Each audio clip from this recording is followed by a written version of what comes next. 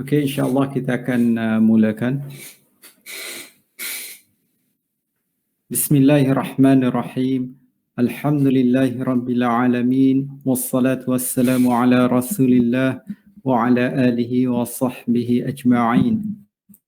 Alhamdulillahilladzi ja'alana minal muslimin wa razaqana minat thayyibat. Asyhadu an la ilaha illallah wahdahu la syarika lah wa asyhadu anna Muhammadan 'abduhu wa rasuluh.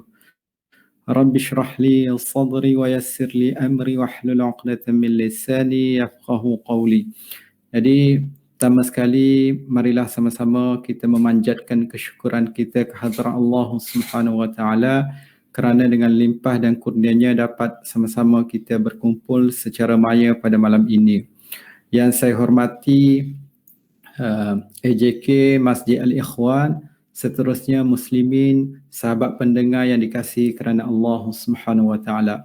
Jadi insya-Allah malam ni kita akan bincang tajuk keutamaan hijab ataupun keutamaan menutup aurat.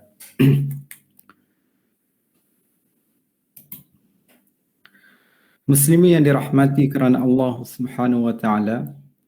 Jadi muqaddimahnya, di dalam Al-Quran Allah Subhanahu wa taala terlebih dahulu menyebut tentang hijab untuk lelaki sebelum hijab untuk wanita.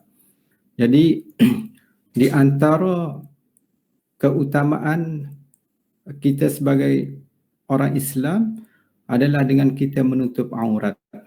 Jadi dengan menutup aurat itu pun kita telah dapat pahala di sisi Allah Subhanahu wa taala.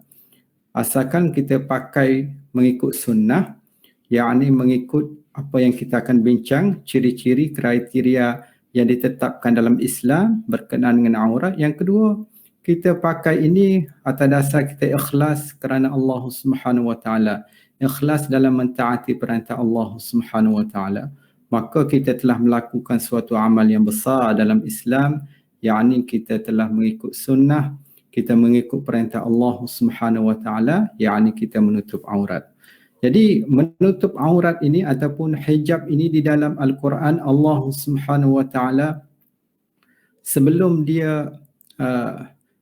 Allah Subhanahu wa taala menyatakan tentang aurat bagi wanita, Allah Subhanahu wa taala terlebih dahulu menyebut tentang hijab untuk lelaki sebelum hijab ataupun aurat untuk wanita, sebagaimana firman Allah Subhanahu wa taala, qul lil mu'minin yaghuddu min absarihim wa yahfazu furujahum. Qul, katakanlah kepada lil mu'minin, orang-orang mukmin lelaki, yaghuddu min absarihim, hendaklah mereka itu menundukkan pandangannya, wa yahfazu furujahum, dan hendaklah ia memelihara kemaluannya, yakni dengan cara dia antara lain ialah menutup aurat, ataupun dia kena jaga tingkah laku dia ni supaya dia tidak melakukan perkara yang boleh menyebabkan zina dan sebagainya. Lalu Allah Subhanahu wa taala menyebut dzalika azka lahum, itu adalah lebih baik bagi mereka, lebih suci bagi mereka, yakni bagi orang mukmin yang menundukkan pandangan dan juga yang memelihara kemaluan. Innallaha khabirun bima yasna'un, dan Allah menyatakan sesungguhnya Allah khabir, Allah tahu bima yasna'un, terhadap apa yang mereka lakukan. Apa yang kita lakukan Allah Subhanahu wa taala tahu. Lalu sebaik sahaja seseorang lelaki memandang wanita dan timbul pemikiran yang kurang elok dan memalukan, hendaklah ia menahan pandangannya. Kita kena tunduk. Di samping itu kita kena jaga kemaluan kita, ataupun kita kena antara lain ialah menutup aurat dan menjauhkan diri daripada perbuatan yang boleh menyebabkan zina. Selepas ayat ini, yakni dalam surah An-Nur, Allah Subhanahu wa taala kemudian menyatakan aurat untuk wanita. Allah Subhanahu wa taala menyebut, wa qul lil mu'minat yaghuddna min absarihinna wa yahfazna furujahun. Dan begitu juga kepada mukminat perempuan yang beriman, hendaklah ia menundukkan juga pandangan mereka. wa yahfazna furujahun, dan hendaklah ia memelihara kemaluan mereka, yakni dengan cara dia menutup aurat dan menjauhkan diri dia dari perbuatan yang boleh menyebabkan berlaku perkara yang fahsya dan mungkar seperti zina dan sebagainya. Kemudian Allah Subhanahu wa taala menyebut wala yubdina zinatahunna illa ma zahara minha, dan janganlah ia menampakkan perhiasannya illa ma zahara minha, melainkan apa yang telah nampak. Dalam perkara ni ulama menyatakan yang biasa nampak, yakni yang dibenarkan nampak wajah dan juga tapak tangan. Kemudian Allah Subhanahu wa taala menyebut kepada wanita mukminat wal yadribna bi khumurihinna ala juyubihin, dan hendaklah ia melabuhkan khumur ataupun pakaian tudung dia tadi ala juyubihin, melepasi dada-dadanya. Wala yubdina zinatahun illa li bu'ulatihin aw abaihin, dan janganlah ia menampakkan perhiasannya melainkan kepada suami dia, kepada ayah dia, dan kepada mahram yang lain. Jadi dalam Al-Quran Allah Subhanahu wa taala menyatakan bahawa bagi wanita mereka diwajibkan untuk menundukkan pandangan kalau lihat perkara yang mungkar, dan juga hendaklah memelihara kemaluan mereka, dan jangan menampakkan perhiasan melainkan yang biasa telah nampak, yakni yang ulama tafsirkan sebagai wajah dan juga tapak tangan, dan janganlah dan hendaklah ia melabuhkan pakaiannya. Kalau pakai tudung, hendaklah jangan tudung yang singkat tapi hendaklah melebihi dadanya, dan janganlah ia menampakkan perhiasan melainkan kepada mahram-mahramnya sahaja. Jadi dalam ayat ini Allah Subhanahu wa taala memerintahkan kepada wanita-wanita mukminat dan juga lelaki mukmin untuk kita menjaga kemaluan atau memelihara hijab ataupun kita menutup aurat. Jadi muslimin yang dirahmati kerana Allah Subhanahu wa taala, kriteria terdapat 6 kriteria hijab ataupun kriteria seseorang itu memenuhi ciri yang dikehendaki dalam Islam, yakni ada 6. Kalau dia cukup 6 ni, barulah dia dikira orang yang menutup aurat mengikut syariat yang dikehendaki oleh Islam. Yang pertama ialah hak tubuh yang perlu ditutupi. Bagi lelaki ialah daripada pusat hingga ke lutut. Jadi pakaian mesti atas daripada pusat dan melebihi lutut. Kalaulah contoh kita lihat hari ini ramai di luar sana yang solat, kemudian bila dia solat, salah satu syarat sah atau diterimanya solat adalah menutup aurat, tapi malangnya bila pakai t-shirt lepas tu pakai seluar jeans menyebabkan aurat dia terbuka, yang ini terbuka di bawah pusat sehingga menampakkan punggung dan sebagainya, maka ia boleh menyebabkan solatnya tidak diterima. Jadi lelaki pusat hingga lutut, perempuan seluruh tubuh kecuali muka, wajah dan juga tapak tangan. Yang kedua, syaratnya ialah pakaian yang longgar dan tidak mendedahkan susuk tubuh. Kadang dia pakai tu pakaian yang haknya telah cukup bagi wanita, dia menutup semua keseluruhan tubuh dan hanya nampak muka dan tapak tangan, tapi malangnya pakaian dia tadi ketat. Jadi kalau ketat sehingga menampakkan susuk tubuh, maka ia juga ia dikira tidak memenuhi kriteria hijab yang dikehendaki dalam Islam. Jadi seolah-olah ia berpakaian tetapi telanjang. Berpakaian tetapi telanjang. Yang ketiga, pakaian tadi mungkin pakaian dia tidak ketat. Dia pakaian menutup seluruh tubuh, tapi pakaian yang jarang sehingga dapat melihat tubuh badan di sebalik pakaian tadi ataupun kulit di sebalik pakaian. maka ia juga tidak menepati ciri yang dikehendaki oleh Islam. Lalu kita kena ingat, selain daripada pakaian kita tidak ketat, kita juga hendaklah memastikan pakaian kita tadi tidak jarang, ataupun tidak menampakkan kulit ataupun tubuh badan kita. Dan yang keempat, ciri ataupun kriteria yang dikehendaki untuk kita memenuhi syarat hijab yang sempurna adalah pakaian yang tidak terlalu menarik perhatian, tidak terlalu glamour. Kalau kita pakai tidak jarang, tidak ketat, tapi pakaian tu terlalu menarik perhatian kaum yang berlainan. Contoh perempuan yang dia pakai pakaian, tapi pakaian tu berwarna-warni, ada lagi manik dan sebagainya yang boleh menarik perhatian. Pakaian sebegini juga tidak dianjurkan dalam syariat Islam. Dulu pernah saya belajar, lalu saya pernah duduk sekali dengan orang Arab. Sebahagian orang Arab ni saya tengok ramai wanita mereka, isteri-isteri mereka dia berpakaian dengan pakaian hitam. Kalau kita pernah lihat, mungkin ada jemaah yang pernah lihat, jadi mereka berpakaian dengan pakaian hitam. Saya pun fikir kenapa? Jadi bila saya tanya, antara salah satu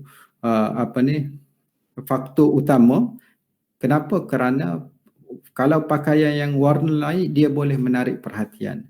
Jadi cuma di Malaysia ni kita tengok ramai wanita yang berpakaian yang warna-warni dan sebagainya. Jadi saya pun tidak mahu untuk memberi hukum dan sebagainya. Cuma pakaian yang terlalu, kalau di tempat kita, kalau terlalu menarik perhatian, yang pelik dan sebagainya, itu kita kata kita cuba elakkan. Cuba elakkan. Boleh yang berwarna, cuma warna tadi janganlah sampai terlalu menarik perhatian kaum bukan sejenis. Ataupun kalau kita lelaki, pakai boleh menarik perhatian perempuan, atau yang perempuan boleh menarik perhatian lelaki. Berpakaianlah seadanya. Berpakaianlah dengan seadanya. Dan yang kelima, pakaian juga tidak boleh menyerupai pakaian kaum bukan sejenis.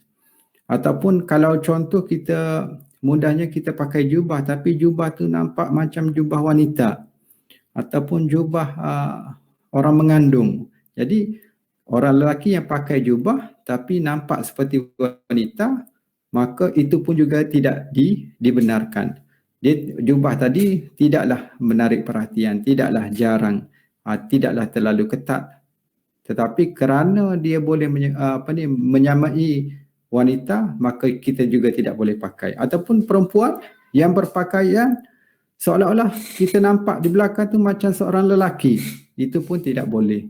Kerana apa? Seolah-olah ia cuba menyamai kaum yang bukan sejenis. Ataupun kalau perempuan yang cuba menyamai kaum lelaki ataupun orang lelaki yang berpakaian, pakaian tadi dia cukup kriteria yang 4 tadi, tapi dia menyamai perempuan, dia pakai scarf ke, nampak macam wanita dan sebagainya, maka perkara itu walaupun menutup aurat, tapi dia dikira tidak memenuhi syariat kerana boleh menyamai kaum bukan sejenis. Dan yang keenam, ciri hijab ataupun kriteria hijab adalah pakaian hendaklah tidak menyerupai pakaian orang yang tidak mempercayai Islam. Ataupun kita Muslim tapi pakai macam padri, ataupun kita pakai macam pakaian seorang sami dan sebagainya. Yang pakaian yang digunakan oleh orang yang menganuti kepercayaan yang bukan selain daripada Islam, ataupun dia pakai pakaian tu jelas menunjukkan lambang, contohnya salib dan sebagainya. Itu pun diharamkan ataupun tidak memenuhi kriteria seseorang yang berhijab. Jadi kita tengok kadang hari ini orang yang menyokong bola sepak dan sebagainya, cuba perhatikan, lihat, takut dia pakai pakaian tapi pakaian tadi ada iklan yang bertentangan dengan ajaran Islam. Iklan banyaknya, contoh iklan nombor ekor, iklan judi, iklan arak dan sebagainya. Jadi pakaian yang sedemikian yang pakaian yang tidak menunjukkan keimanan kepada Allah Subhanahu wa taala, maka pakaian ini juga diharamkan ataupun pakaian yang tidak memenuhi kriteria seseorang dalam berhijab. Jadi mudah-mudahan muslim yang dirahmati kerana Allah Subhanahu wa taala, kita berpakaian tadi kita ikut 6 kriteria ni. Jadi insya-Allah dengan kita berpakaian ini, selama mana kita masih hidup, maka selama itu kita akan dapat pahala di sisi Allah Subhanahu wa taala. Dengan pahala apa? Dengan pahala kita menutup aurat ataupun kita memelihara hijab kita. Okey, muslim yang dirahmati kerana Allah Subhanahu wa taala, selanjutnya kita lihat lagi apakah keutamaan hijab ini, keutamaan kita menutup aurat. Jadi yang pertama adalah untuk mengelakkan pencabulan ataupun untuk mengelakkan perkara-perkara yang tidak elok. Kadang orang lain yang pakai yang kurang elok, orang lain yang akan jadi mangsa. Jadi apapun keadaan asasnya ialah disebabkan ada yang berpakaian tidak menepati syariat. Dalam Islam, Allah Subhanahu wa taala telah menjelaskan secara khusus, jelas di dalam Al-Quran bahawa dengan kita berpakaian mengikut kriteria syariat tadi, kita menutup aurat tadi, Allah beritahu dalam satu ayat ini ialah 2 kita dapat kelebihan. Yang pertama, kita dikenali sebagai orang yang beriman, orang yang bertakwa kepada Allah Subhanahu wa taala. Yang kedua, ia dapat mengelakkan kita daripada dikhianati ataupun kita dicabul ataupun kita diperlakukan dengan perkara yang tidak elok. Sebagaimana firman Allah Subhanahu wa taala, Allah Subhanahu wa taala berfirman, ya ayuhan nabi, wahai nabi-nabi, qul li azwajika, hendaklah kamu memberitahu kepada isteri-isteri kamu, wa banatika, dan anak perempuan kamu, wa nisa'il mu'minin, dan perempuan yang beriman. Jadi kalau kita sebagai perempuan umpamanya, kalau perempuan anak isteri kita umpamanya, mereka adalah perempuan yang beriman, maka kena dengar ayat ini. Lalu Allah Subhanahu wa taala menyebut yudnina 'alaihinna min jalabibihin, hendaklah ia melabuhkan pakaian dia tadi ke seluruh tubuh. Dalam ayat ini Allah Subhanahu wa taala memberitahu supaya perempuan mukmin, anak-anak Nabi, isteri Nabi, supaya mereka ni menutup seluruh tubuh ataupun menutup aurat. Kenapa? Dzalika adna an yu'rafna fala yu'zain, supaya mereka itu lebih dekat untuk dikenali, yakni dikenali dengan orang yang beriman dan bertakwa kepada Allah Subhanahu wa taala, fala yu'zain, dan juga supaya mereka ini tidak diperlakukan ataupun yu'zain ini disakiti ataupun diperlakukan dengan perkara yang tidak elok. Jadi dalam ayat ni Allah Subhanahu wa taala beritahu 2 kelebihan orang yang menutup aurat, dikenali sebagai orang yang beriman dan bertakwa. Yang kedua, dapat mengelakkan perkara yang tidak elok. Jadi kalaulah contoh saya pegawai zakat, contoh saya turun untuk membantu orang-orang Muslim yang dalam kesusahan. Jadi antara cara yang pertama saya nak kenal mereka itu Muslim atau tidak asasnya melalui pakaian. Jadi kalau kita ataupun seseorang itu berpakaian tidak menutup aurat, maka susah untuk dikenali sama ada ia beriman ataupun tidak. Kalau dia pakai menutup aurat, maka dia dapat dikenali dengan orang yang beriman. Jadi yang kedua, dia dapat mengelakkan perkara yang tidak elok berlaku. Jadi muslim yang dirahmati kerana Allah Subhanahu wa taala, contoh lain ialah contoh saudara kembar perempuan. Ini nak contoh mudah bahawa orang yang menutup aurat dia dapat mengelakkan perkara yang buruk. Contoh, ada 2 orang saudara perempuan kembar, dua-dua ni sama cantik, sama-sama muda. Jadi seorang ni berpakaian dengan pakaian yang menepati syariat Islam, berhijab, menutup seluruh tubuh, kecuali apa yang zahir, itu kecuali muka dan tapak tangan. Dan yang seorang lagi berpakaian dengan pakaian yang tidak menepati syariat, kata berpakaian dengan pakaian yang seksi, contohnya seluar pendek, baju ketat dan sebagainya.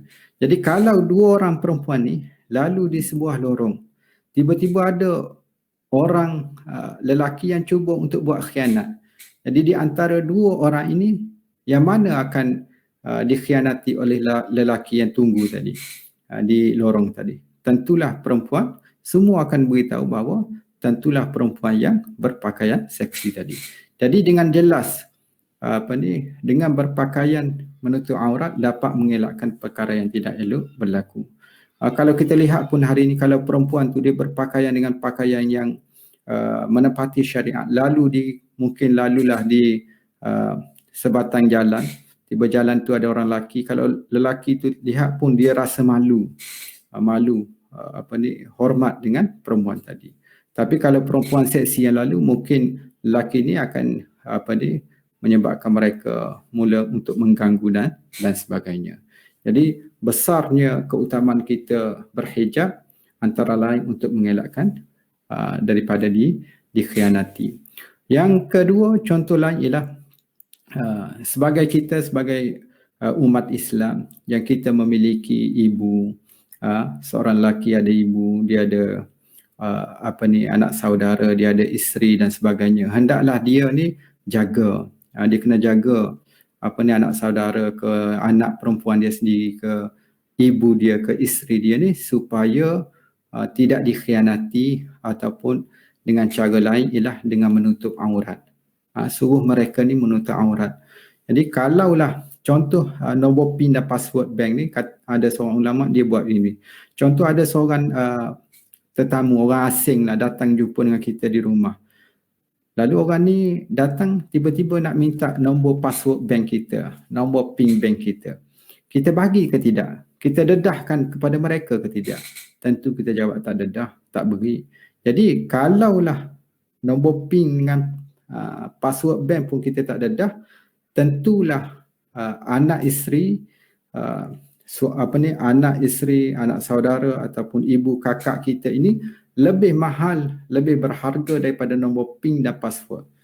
Lebih-lebih lagi kita kena jangan dedahkan, yakni dengan cara kita mendidik mereka, kita mengajar mereka, kita mengajak mereka untuk menutup aurat supaya tidak didedahkan kepada orang asing ataupun orang yang boleh buat perkara yang tidak elok. Jadi caranya kalau kita tengok anak saudara pakaian yang tidak elok, mungkin kita kena bil hikmah lah, ud'u ila sabili rabbika bil hikmah. Nak ajak mesti ada hikmah. Mungkin kita beli pakaian untuk dia hadiahkan. Kalau yang tak sembahyang, beli telekung, ajar didik dia sembahyang. Kalau yang tak pakai tudung, kita beli tudung, kita hadiahkan. Saya dulu pernah pengalaman lah. Saya tengok ada seorang sahabat saya ni, dia bagus. Bila jumpa dengan saya, dia cakap pasal agama dan sebagainya. Tapi bila waktu main, saya tengok dia pakai seluar pendek, tidak menutup aurat. Jadi saya pun macam mana, dia baik. Jadi satu hari saya pergi ke bandar, saya beli seluar panjang, saya bagi hadiah kat dia. Bagi hadiah. Jadi dia buka balik, tengok seluar panjang, dia faham lah. Jadi minggu depan tu dia datang main, dia pakai seluar panjang. Alhamdulillah.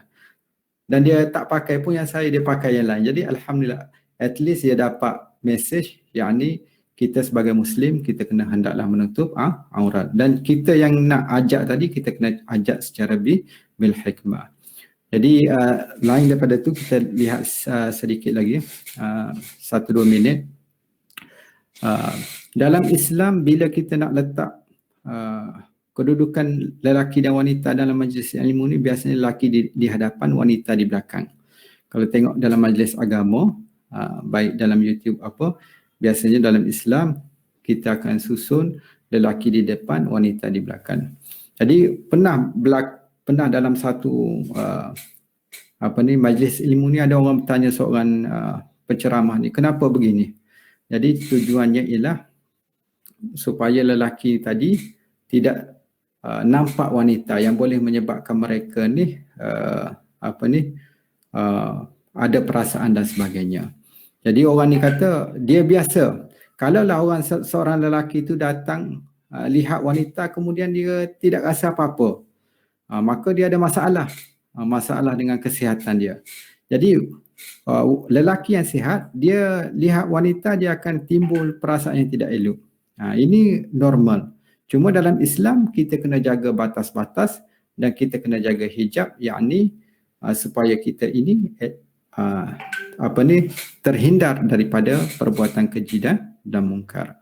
Jadi kalau orang tu dia tak jaga, lepas tu dia bergaul, kalau dia cakap dia tak ada apa-apa, dia ada something problem, dia ada masalah. Jadi kalau yang biasa, lelaki ni dengan wanita dia akan ada tarikan dan sebagainya. Sebab itulah Islam dengan jelas memerintahkan kepada kita baik lelaki dan perempuan untuk kita memelihara aurat. Jadi itu sahaja saya ingat kisah Syekh Al-Arifi ni kita akan bincang di lain masa. Jadi saya rasa setakat tu dulu untuk kuliah malam ni. Mudah-mudahan kita dapat menjaga yang utama diri kita supaya kita sentiasa memelihara aurat bila di luar, bila berhadapan dengan bukan mahram, kita jaga aurat. Kemudian kita yang kedua, kita memastikan orang yang terdekat dengan kita, anak kita, isteri kita, adik-beradik kita, untuk mereka juga sama-sama memelihara aurat. Kerana apa? Kerana mustahaknya memelihara aurat ini untuk mengelakkan daripada perkara yang tidak elok. Lebih-lebih lagi dalam hadis sebut, kalau siapa yang berpakaian seolah-olah telanjang ini, maka dia tidak akan dapat mencium bau syurga. Sedangkan bau syurga itu boleh tercium sekian jauh, sekian lama. Jadi dengan sebab itu kita haruslah memastikan keluarga kita, orang yang terdekat dengan kita untuk memelihara aurat. Jadi saya rasa setakat itu dulu untuk malam ni. Mudah-mudahan kita semua dapat manfaat. Wabillahi taufiq wal hidayah. Wassalamualaikum warahmatullahi taala wabarakatuh.